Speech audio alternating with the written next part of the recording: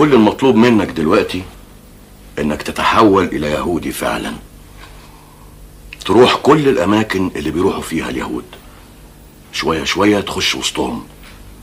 لازم تبقى واحد منهم، لازم تبقى يهودي متدين كمان، تواظب على انك تروح المعبد بانتظام. يعني لازم تتحول الى يهودي 100% دلوقتي. بس كده؟ بس كده. بسيطة. بيتهيأ.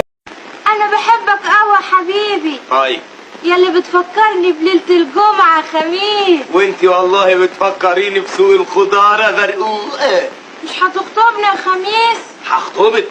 وبعد ما تخطبني يا حبيبي نكتب الكتاب. وبعد كتب الكتاب يا خميس نتجوز. وبعد ما تتجوزني يا حبيبي اطلقك. هتطلقني يا خميس؟ اوف ده حاجة تجنن. هتطلقني بالتلاتة يا حبيبي؟ بال33. هتديني نفقة كام يا خميس؟ هديلك علقة. بالليل ولا بالنهار يا حبيبي؟ ليه؟